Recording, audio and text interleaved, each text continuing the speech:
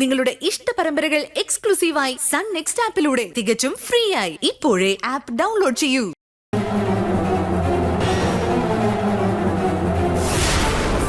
Uncle എന്തായി ചെയ്യാൻ പോന്നേ? പാർത്തി, എന്താ ഇവിടെ നടക്കുന്നത്? നിന്നോടാ ചോദിക്കുന്ന പാർത്തി, പറ. അച്ഛനാണോ? അങ്കിളെ, ഫോണില് അച്ഛനാണോ സംസാരിക്കുന്നത്?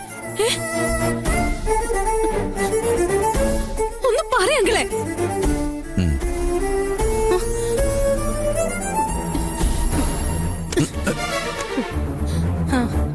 എനിക്ക് മനസ്സിലായി. അച്ഛൻ ഫോണിൽ സംസാരിക്കുന്ന കേട്ടപ്പോ തന്നെ എനിക്ക് തോന്നിയത് എന്തോ പ്രശ്നമുണ്ടെന്ന്. നന്ദയെ കൊല്ലാൻ എന്തിനാ അച്ഛൻ തീരുമാനിച്ചത്? വേറെന്താ ഞാൻ ചെയ്യണ്ടേ? അവന് വേണ്ടി നിന്റെ ജീവൻ ബലി കൊടുക്കണോ? പറ. എന്നുവെച്ച് കൊന്നു കളയാൻ മാത്രം നന്ദ എന്ത് തെറ്റാ അച്ഛൻ ചെയ്തത്? അച്ഛൻ ഇത്ര മോശമായിട്ട് ചിന്തിക്കുമെന്ന് ഞാൻ സ്വപ്നത്തിൽ പോലും വിചാരിച്ചില്ല. അച്ഛാ, നിങ്ങൾ എന്റെ അച്ഛനാണെന്ന് പറയാൻ പോലും.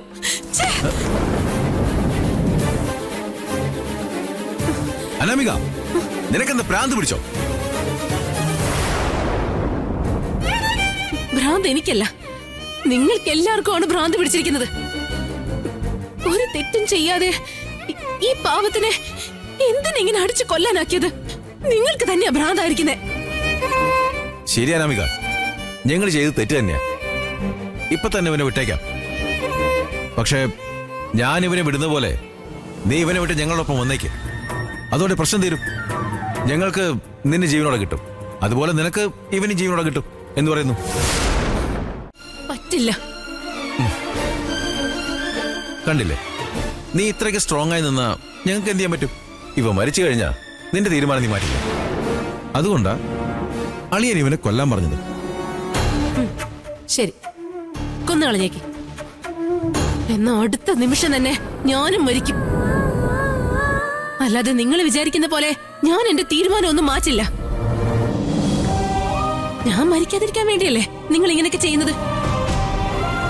നന്ദയെ കല്യാണം കഴിക്കാൻ പറ്റിയില്ലെങ്കിൽ ഉറപ്പായിട്ട് ഞാൻ മരിക്കും. അങ്കിളെ, നിങ്ങൾ എല്ലാവരുടെയും ആശീർവാദത്തോടെ സന്തോഷമായിട്ട് ജീവിക്കണമെന്ന ഞങ്ങളുടെ ആഗ്രഹം. അതിന് സാധിക്കില്ല എന്നാണെങ്കിൽ ഞങ്ങൾ ഒരുമിച്ച് അങ്ങ് മരിക്കും. ആദ്യം നിങ്ങൾ എന്നെ അങ്ങ് കൊല്ലങ്ങളെ. മക്കളുടെ സന്തോഷമാണ് പാരന്റ്സിന്റെ സന്തോഷമെന്ന് എല്ലാരും പറയാറുണ്ട്. പക്ഷെ പ്രണയത്തിന്റെ കാര്യത്തിൽ മാത്രം ആ സന്തോഷം ഇല്ലാതാക്കാൻ വേണ്ടി ഒരിറ്റ മടി പോലും നിങ്ങൾ കാണിക്കാറില്ല. അതിന് പുതിയ പുതിയ ഓരോരോ കാരണങ്ങൾ കണ്ടെത്തുകയും ചെയ്യും. കുറെ പേർക്ക് ജാതി മതമാ പ്രശ്നം, നിങ്ങൾക്കാണെങ്കിൽ ഇവിടെ ജാതകമാ പ്രശ്നം. അങ്കിളാണെങ്കിലും ശരി, എന്റെ അച്ഛനാണെങ്കിലും ശരി, എന്റെ മനസ്സില് അത്രയും ബഹുമാനം നിങ്ങളോടുണ്ടായിരുന്നു. പക്ഷെ നിങ്ങളുടെ എല്ലാവരുടെയും മനസ്സിന്റെ ഉള്ളില് ഇത്രയ്ക്ക് ക്രൂരത ഉണ്ടാകുമെന്ന് ഞാൻ ഒരിക്കൽ പോലും ചിന്തിച്ചിട്ടില്ലായിരുന്നു. നമ്മുടെ വീടിനെ കുറിച്ച് പറയുമ്പോ ഇത്രയും നാളും എന്തൊരു അഭിമാനമായിരുന്നു അറിയോ? പക്ഷെ ഇപ്പൊ എനിക്ക് അതിനെക്കുറിച്ച് പറയാൻ തന്നെ നാണക്കേടാ. ഇനി അങ്ങോട്ടുള്ള ജീവിതത്തിൽ നിങ്ങൾ ആരെയും കാണാനുള്ള സാഹചര്യം ഉണ്ടാവരുതെന്നാണ് ഞാനിപ്പോ ആഗ്രഹിക്കുന്നത്. നന്ദയെ കൊല്ലണമെന്ന് നിങ്ങളോട് പറഞ്ഞ ആളോട് പോയി പറഞ്ഞേക്ക്. നിങ്ങളുടെ മകള് നിങ്ങളെ കുറിച്ച് ഓർത്ത് ഒരുപാട് സന്തോഷിച്ചിട്ടുണ്ടായിരുന്നു. മനുഷ്യരാണോ നിങ്ങളൊക്കെ?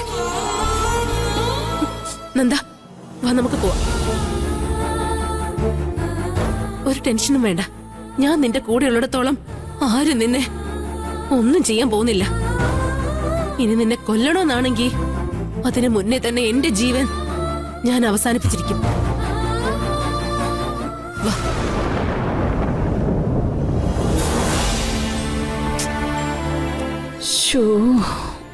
എന്തു പറ്റി? ഫോൺ പോലും എടുക്കുന്നില്ല.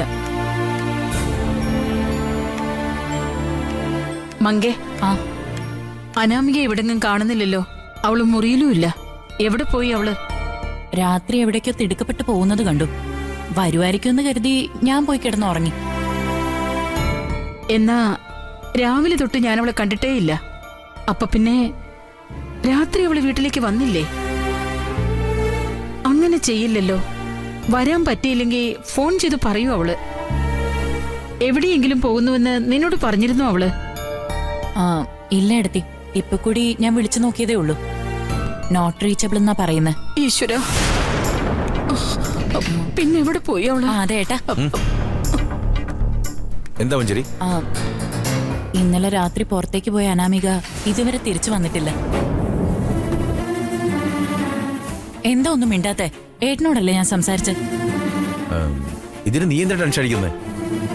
അനാമിക എന്തോ ജോലിയുടെ ആവശ്യത്തിന് വേണ്ടി പോയതാ. ആരോടും പറയാതെ അവൾ എങ്ങും പോവാറില്ല. അളിയനോട് പറഞ്ഞിട്ടാ പോയത്. അളിയനല്ല എന്നോട് പറഞ്ഞത്.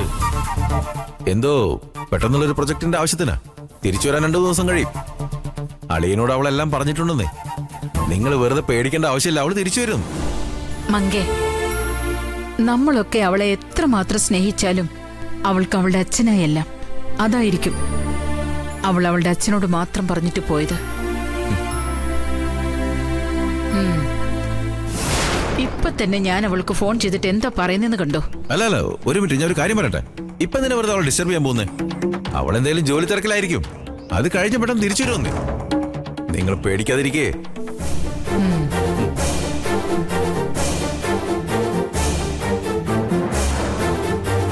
ആ, ഒരു മിനിറ്റ് എടുത്തി, ഞാൻ ദേ വരുന്നു. അതെ, അന്ന് ഞാനല്ലേ നിങ്ങളോട് പറഞ്ഞേ ദേവേട്ടനും അനാമികയും തമ്മിൽ വലിയ വഴക്കുണ്ടായെന്ന കാര്യം. അതെ. എന്തതേന്നാ? അത്രയും വലിയ വഴക്കിന് ശേഷം അവള് ദേവേട്ടനോട് സംസാരിക്കുമെന്നാ? എനിക്ക് തോന്നുന്നില്ല. ദേവേട്ടനേക്കാളും കൂടുതൽ വാശിയുള്ള ആളാ അനാമിക. ഇന്നലെ രാത്രി എന്തോ സംഭവിച്ചിട്ടുണ്ട്. എന്നോട് കള്ളം പറയാതെ എന്താ സംഭവിച്ചെന്ന് പറ. ഏയ്, ഞാൻ എന്തിനാ നുണ പറയുന്നേ? അത് നിന്റെ അടുത്ത്. അങ്ങനെയാണെങ്കിൽ എന്തോ ഒരു സത്യം മറയ്ക്കുന്നുണ്ട്. അയ്യോ, ഒരു സത്യവും ഞാൻ മറയ്ക്കുന്നില്ല. അനാമിക പ്രൊജക്ടിന്റെ എന്തോ ആവശ്യം വേണ്ടി പോയതാ. വരാൻ 2 ദിവസം കഴിയും. ഇതാണ് അളി എന്നോട് പറഞ്ഞ കാര്യം. അത്രേ ഉള്ളൂ. വെറുതെ ഓരോന്ന് ആലോചിച്ച് കൂട്ടി മറ്റുള്ളവരെ കൂടി വിഷമിപ്പിക്കണ്ട, മനസ്സിലായോ? അനാമിക വന്നോളും. നീ നിന്റെ പണി നോക്ക്.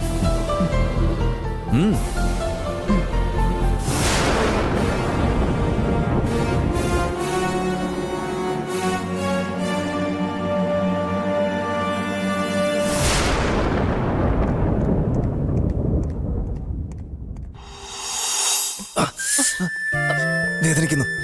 കുറച്ചൊന്ന് സഹിക്കുന്നെന്താ നോക്കട്ടെ. അനാമിക, എന്താ?